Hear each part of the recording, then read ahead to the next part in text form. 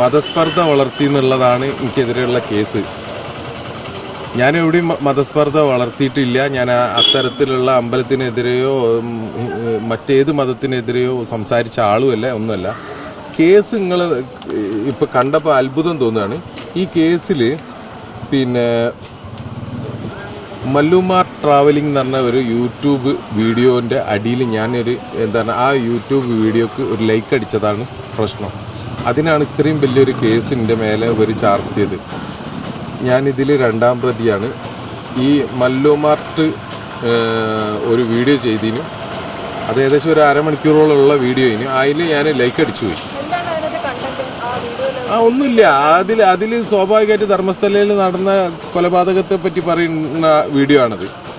അതിൽ അമ്പലത്തിൻ്റെ പേരൊക്കെ എടുത്ത് ഉപയോഗിച്ചു എന്നുള്ളതാണ് പ്രശ്നം. പക്ഷേ ഇതിൽ എന്താ പറയുക, കൃത്യമായിട്ട് ഞാൻ ഒരു വീഡിയോ ചെയ്യുകയാണെന്നുണ്ടെങ്കിൽ നിങ്ങൾ ആലോചിക്കാമല്ലോ, ഒറ്റയ്ക്ക് എന്തായാലും ഞാൻ മാത്രം ലൈക്ക് ചെയ്യൂലോ. ഒരു വീഡിയോ ചെയ്ത് അന്ന് തന്നെ എനിക്ക് ഓർമ്മയുണ്ട്, ആ വീഡിയോക്ക് അന്ന് തന്നെ 1000-1200 ലൈക്ക് ഉണ്ട്. ആ ലൈക്കിൽ ഒരു ലൈക്ക് എൻ്റെ ലൈക്കാണ്. അപ്പം ഇല്ല ഒന്നും ഇട്ടിട്ടില്ല. ഞാൻ ജസ്റ്റ് കാണുമ്പോൾ ഇങ്ങനെ ലൈക്ക് അടിച്ച് ഇങ്ങനെ പോണതാണ്, അത്രേ ഉള്ളൂ. തീർച്ചയായിട്ടും 100% ഉറപ്പല്ല. ഞാൻ 1000 ജില്ലാനം ലൈക്ക് അന്ന് തന്നെ ഉണ്ട്. ഇനിയിപ്പോൾ ആ വീഡിയോ എന്താ ഉണ്ടോ ഇല്ലയെന്ന് പോലും അറിയില്ല. ഇയാളെ ഞാൻ അറിയ പോലും ഇല്ല, ഈ മല്ലു മാർട്ടിനെ.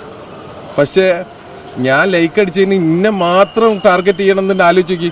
ഇത് പരാതി കൊടുത്ത പരാതിക്കാരൻ്റെ ലക്ഷ്യം എന്താണെന്നുള്ളത് കൃത്യമായിട്ട് മനസ്സിലാവും. ഒരു വീഡിയോ സ്വാഭാവികമായിട്ടും അങ്ങനെയാണെന്നുണ്ടെങ്കിൽ ഇവിടുത്തെ ഇന്ത്യയിലെ ജയിലുകളിൽ ആളെ നിറഞ്ഞിട്ട് നിൽക്കാൻ സ്ഥലം ഉണ്ടാവില്ല. ഇതാണ് ഇപ്പം എനിക്കെതിരെയുള്ള. പക്ഷെ ഇതിന് എതിരെ ഇട്ട ഇത് മതസ്പർദ്ധ വളർത്താൻ വേണ്ടിയിട്ടുള്ള ഒരു ഇതാണ്, ഗൂഢാലോചനയാണ്. ഇങ്ങനെ പിന്നെ തീർച്ചയായിട്ടും ഹാജരാവണമല്ലോ. ഞാൻ എന്ത് ചെയ്തിക്കണെന്നുള്ളത് ഞാൻ ജനങ്ങളോട് പറയാണ്.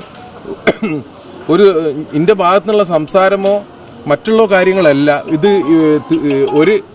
ഒരാളെ ചെയ്ത ഒരു വീഡിയോൻ്റെ അടിയിൽ പോയിട്ട് ലൈക്ക് ഇട്ടതാണ് ഞാൻ ചെയ്തത്. പക്ഷെ അതിന് ഇത്രയും കോലാഹലം സൃഷ്ടിക്കുന്ന ഒരു വലിയ വകുപ്പ് ഇട്ടിട്ട് വിട്ടുകയാണ്. അതെ, SITന്റെ മുന്നിൽ നാളെ ഹാജരാവണം. അത് കഴിഞ്ഞിട്ട് ഈ 3 ദിവസം ഉള്ളൂ. ഇനി പിന്നെ തിരിച്ച് നാട്ടിലേക്ക് വരണമെങ്കിൽ അവിടെ പോയി ഹാജരാവണം. പിന്നെ ജാമ്യം എടുക്കണം എന്നുള്ളതാണ് പറഞ്ഞത്. അതിൻ്റെ പ്രൊസീജിയേഴ്സൊക്കെ ചെയ്യാന്നുള്ളൂ. പക്ഷെ എന്നെ അത്ഭുതപ്പെടുത്തിയത് ഞാൻ എന്തോ വലിയ തെറ്റ് ചെയ്തു എന്നുള്ള നിലയിൽ കർണാടകയിലെ മാധ്യമങ്ങളിലൊക്കെ ഈ ഒരു എന്താ പറയുക, ഈ ഒരു കേസ് ഭയങ്കരമായി ചർച്ച ചെയ്യപ്പെടുകയാണ്. പക്ഷെ ഞാൻ ചെയ്തത് ഒരു വീഡിയോന് ലൈക്ക് അടിച്ചതാണ്. ധർമ്മസ്ഥലയുമായി ബന്ധപ്പെട്ട ഒരു വിഷയം ചർച്ച ചെയ്ത ഒരു വീഡിയോക്ക് ലൈക്ക് ചെയ്തു എന്ന് അത്രേ ഉള്ളൂ. പക്ഷെ അതിന് ഉണ്ട് അതെ ഇതിലുണ്ട്, കൃത്യമായിട്ടുണ്ട്. അപ്പൊ ഇത്ര വലിയ അലിഗേഷനൊക്കെ ഇടാൻ മാത്രം ഒരു ലൈക്ക് ഇട്ടതിന് ഞാൻ വീഡിയോ തന്നെ ചെയ്തിക്കണ്. ധർമ്മസ്ഥല വിഷയത്തിൽ ഞാൻ എൻ്റെ അഭിപ്രായത്തിൽ ഒരു 10-25 വീഡിയോ എങ്കിലും ചെയ്തിട്ടുണ്ടാവും.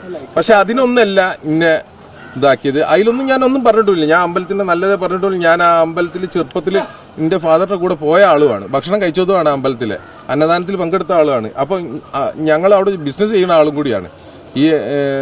ആ പരിസരത്തൊക്കെയാണ് ഞങ്ങളെ മരക്കച്ചവടം ഉള്ളത്. ഇപ്പൊ ഇതിൽ എഴുതിയത് ഇതിപ്പോ ഈ കേസിന്റെ വേറൊരു അത്ഭുതം എന്താ പറഞ്ഞു കഴിഞ്ഞാൽ, ഈ കേസ് FIR ഇട്ടത് 7ാം മാസത്തിലാണ്. ഇപ്പൊ 9ാം മാസത്തിലെത്തി. 2 മാസത്തോളം ഈ FIR എനിക്ക് തരാതെ ഇപ്പം പെട്ടെന്ന് എനിക്ക് ഈ FIR ഇപ്പൊ കൊണ്ടുതരുന്നു. SITനെ വിളിപ്പിച്ചിരിക്കണ്. ഇതെല്ലാം കൂടി വായിക്കുമ്പോൾ എനിക്ക് ഇതിന്റെ കാര്യങ്ങളൊക്കെ മനസ്സിലാവുന്നുണ്ട്. ഏതായാലും ഞാനിതിൽ ഇറങ്ങിക്കണ്. എന്തായാലും നേരിടുക എന്നല്ലാതെ വേറെ ഒന്നും ചെയ്യാനില്ല എനിക്ക്.